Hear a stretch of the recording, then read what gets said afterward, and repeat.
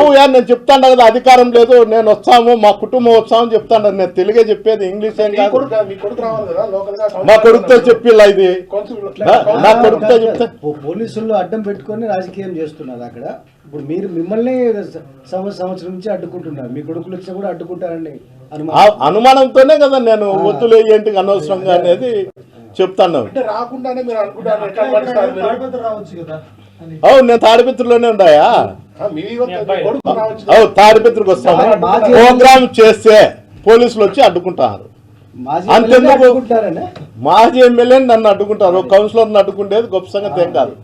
ఇది పరిస్థితి. ఇంకోటి రెండోది ఏమి నిన్నలా మొన్న తేరణపల్లిలో జరిగితే కూడా నన్ను రాకోకుండా వాళ్ళ ఇంట్లో అమెరికా నుండి వచ్చిన వాళ్ళు ఉంటే మీ మీద కేసులు పెడతామని తాలూకు సిఐ పోయి బెదిరించినాడు. ఇలాంటి నీచమైన రాజకీయాలు చేసే సంస్కృతి నాది కాదు.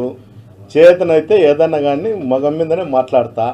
అతనికి ఏదన్నా కానీ ఈసారి ప్రెస్ మీట్ మీడియా గుండా మీరు చెప్పినా సరే నేను ఎట్లా ఇప్పుడు వాయిస్ ఇచ్చినా దాన్ని తెలుసుకొని ఆయన గ్రీవెన్స్కి వచ్చి ఇచ్చే ఎప్పుడు ఎనీ టైం ఏదన్నా కానీ నేను సిద్ధంగా ఉండాలి. ఇప్పుడు చేసి ఇంట్లో వాళ్ళందరినీ రమ్మంటారు, మీరు కూడా ఇంట్లో వాళ్ళంతా వస్తారా?